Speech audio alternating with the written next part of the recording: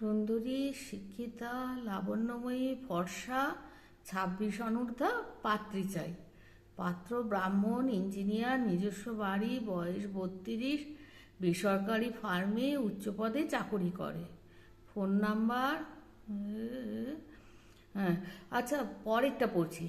Kayastha, Chowdhury, SF pass, কর্মরত, পিতামাতার একমাত্র সন্তানের জন্য উপযুক্ত পাত্রী চাই। অবশ্যই কর্মরতা সুন্দরী পাত্রী কাম্য। দেখ দেখ, বাদ দাও, পরেরটা পড়ো। বঙ্গীয় ব্রাহ্মণ, 31, 5'8", এমটেক ইঞ্জিনিয়ার, ব্যাঙ্গালোরে কর্মরত পাত্রের উপযুক্তা, উচ্চ শিক্ষিতা, গান জানা, ফর্সা, গৃহকর্ম নিপুণা পাত্রী চাই। পাত্রী একমাত্র বিবেচ্য। যাক যাক, হ্যাঁ, দেখো দেখো তো, এই লাস্টে যে সম্বন্ধটা পড়লে সেটাই ফোন করো, মনে হয় খারাপ হবে না। ব্যস্ত হয়েও না, আজ রবিবার, সব মেয়ের মারা লাইন দিয়ে ফোন করে, সব গুলিয়ে যাবে পাত্রের মা বাবার। তার থেকে দুদিন পরে ফোন করব, ঠিক আছে? তাই ভালো। এতে এত পাত্রের ভিড়ে আমার আদুটির সোনা মেয়েটা। তা তুমি একদিন বলেছিলে না আমাদের মানুষ সঙ্গে কার যেন বন্ধুত্ব আছে? হ্যাঁ, আছে না, ছিল। ও ওই আমাদের পাড়ার গলির মোড়ে চন্দন মাস্টারের ছেলের সঙ্গে। ছোট থেকেই ও আর মানু একসঙ্গে একই স্কুলে পড়তো। তা কি হলো? হলো আবার কি, মেরুদণ্ডহীন ছেলে, ইঞ্জিনিয়ারিংয়েও একসঙ্গে পড়ে পাশ করলো। হঠাৎ দেখলাম ওদের বাড়িতে প্যান্ডেল হচ্ছে, বুঝলাম বিয়ে হবে মাস্টারের একমাত্র ছেলের। মানুকে আড়ালে জিজ্ঞেস করাতে ও বলল ওর বাবা মা রাজি নয়, আমরা ব্রাহ্মণ নয় বলে। তাহলে মেরুদণ্ডহীন বলবো না তো কি বলবো? ভালোবাসা না ছাই। আমার মেয়ের মনটা কত কষ্ট পেল বলো তো। সবাইকে আর তোমার মতো হয়? দুটো দুটো অবিবাহিত ছোট বোনেদের রেখে আমাকে বিয়ে করে ঘরে তুলেছিলে এক কাপড়ে। ভরসা ছিল শুধু আমাদের একটা করে সরকারি চাকরি। সত্যি, সেদিন তুমি কত মনের জোর দেখিয়েছিলে। আর তুমি বা কম কিসে? বাবা মার অমতে আমার হাত ধরে ঝাঁপিয়ে পড়েছিলে এই গরিবের সংসারে। কত কষ্ট করেছ। নুন আনতে পান্তা পোড়াতো, নিজের রোজগারের সমস্ত টাকা আমার হাতে দিতে। আমি তো তোমাকে কিছুই দিতে পারিনি। জানো তো, একদিন গৃহিণীর অভিধান বলে একটা বই কিনবো ভেবে দোকানে গিয়ে নেড়ে চেড়ে চলে এসেছিলাম।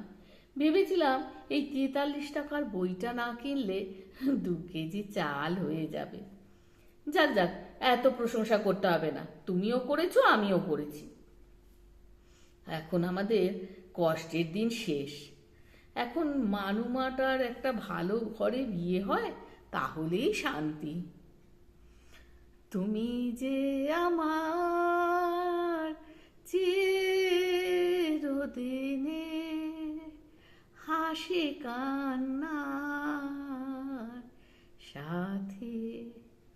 হ্যাঁ গো, বিয়ের পরে বিয়ের তারিখে তুমি কেমন চুপি চুপি লাল গোলাপ এনে আমার খোপায় গুঁজে দিতে। আর তুমিও তো কি সুন্দর করে ঘর গুছিয়ে আর কি সুন্দর করে টান টান করে বিছনায় নতুন চাদর পেতে রাখতে, যে চাদরটা সারা বছর আলমারিতে সযত্নে তোলা থাকতো। তখন মা দেখতো আমার মাথার সেই লাল গোলাপ, কিচ্ছু বলতো না, খুশি হতো। মানুমাটা আমাদের বড্ড ভালো মেয়ে, কি শান্ত স্বভাবের। সত্যি, 7 চরে রাগ কাটে না। সেই ছোট্টবেলা থেকে বাড়ির বাইরে এখানে সেখানে যাওয়ার জন্য বায়না ধরতো না। হ্যাঁ গো, জানো তো, আমি যখন ওকে স্কুল থেকে আনতে যেতাম, ওর সব বন্ধুরা হজমিগুলি, নানা নানা রকমের আচার কারেন্ট দিয়ে বনকুল কেনার জন্য কত আবদার করতো। এক এক সময় আমারও লোভ হতো, ওকে দেখিয়ে বলতাম কি ভালো খেতে, একবার খেয়ে দেখি, চল চল। স্কুল থেকে ফিরে বাড়িতে অর্ধেক ডিম দিয়ে ভাত খেয়ে একটু বিশ্রাম নিয়ে পড়তে বসতো। আমার যা ওর জন্য করেছি তা অনেক গুণ দিয়েছে আমাদের আদরের মানুমা। ঘরে পিসিরা এলে চটি ব্যাগ লুকিয়ে রাখতো, যেতে দেবে না। আমাকে অস্থির করে মারতো পিসিদের খেতে দাও বলে। হ্যাঁ গো, তখন ওই আর্ধেক ডিমের কি স্বাদ ছিল বলো? হাত ধরছে না, ওই সম্বন্ধ বাড়িতে ফোন করি, কি বলো? করো করো। তা কি যেন চেয়েছে পাত্রের পরিবার? গুণের মধ্যে গান জানা, গৃহকর্ম নিপুণা আর উচ্চশিক্ষিতা, এইটুকুনি চেয়েছে। তা গান তো আমার মানুমা ভালোই করে। ছোটবেলায় ওকে কত কম্পিটিশনে তুমি নিয়ে গেছো, প্রাইজ হাতে করে মেয়ে বাড়ি ফিরেছে। ওকে উচ্চশিক্ষাও আমরা দিয়েছি, কিন্তু গৃহকর্ম নিপুণা, এই এই এই তোমার জন্য গৃহকর্ম বলে কোনো কাজ শেখেনি। যখন এই রান্না বা ঘরের কোনো কাজ করতে গেছে, তুমি ওকে উৎসাহ তো দেওইনি, একটু করতে দাওনি পর্যন্ত। বিয়ে হলে সবই তো করবে, এখন বোঝো। রাতারাতি কি রান্না বান্না ঘরের কাজ শিখতে পারবে? যাক, ভেবো না তো, ছোট মেয়ে শ্বশুর বাড়ি গিয়েই না হয় শিখবে। আমিও তো কিছুই জানতাম না। আমার মায়ের কাছে শিখেছি, তোমার মায়ের কাছে শিখেছি কেমন করে ভাত রান্না করতে হয়, কেমন করে ঘর গোছাতে হয়। ওর মা পেরেছে, ও পারবে। হ্যালো হ্যালো, আনন্দবাজার পত্রিকায় 20শে ফেব্রুয়ারি জানতে পারলাম আপনার ছেলের জন্য পাত্রী চাইছেন। ও দাঁড়ান, বৌদিকে দিচ্ছি। বৌদি তখন মনে হয় অন্য ফোনে পাত্রীপক্ষ সামলাচ্ছে। কিছুক্ষণ পরে ফোন ধরলেন। হ্যালো, হ্যাঁ আমি পাত্রীর মা বলছি। আমার মেয়ে উচ্চশিক্ষিতা ইঞ্জিনিয়ার, খুব ভালো গান করে, গৃহকর্ম নিপুণাও। ব্যাস ব্যাস, হ্যাঁ আজকে একটু ব্যস্ত আছি, পরে আপনার সঙ্গে যোগাযোগ করব। এই বলে ফোন রেখে দিলেন। কিছুদিন পরেই ফোন আসে, পাত্রের মা করেন। তারপর মেয়ে দেখাশোনা, কথাবার্তা, তারপরে বিবাহ। বিবাহের পরে শ্বশুরবাড়ি মানু গেল, নতুন বিবাহ। সারা রাত গল্প করে সকালে আর উঠতে পারে না। ততক্ষণে শ্বশুর শাশুড়ি চা জলখাবার সারা, রান্নাও বলতে গেলে অনেক এগিয়ে গেছে। কি করবে মানু বুঝে পাচ্ছে না। মাকে খুশি করবে বলে দৌড়ে মায়ের বিছানা তুলতে গিয়ে দেখে বিছানা তোলা, ফার্নিচার ছাড়া সব হয়ে গেছে। মুখ নিচু করে রান্নাঘরে শাশুড়ি মায়ের কাছে দাঁড়িয়ে আছে।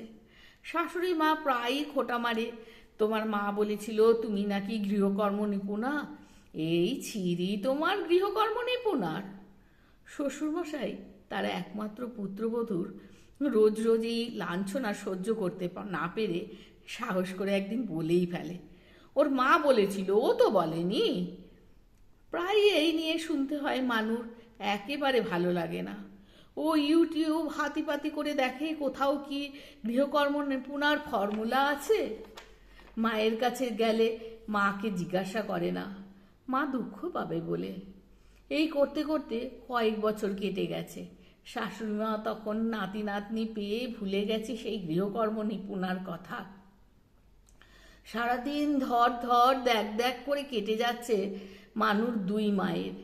এখন ওর মা আর শাশুড়ি মা দুই বেয়ান নয়, ওরা এখন দুই বোন, বন্ধু, সব কিছু।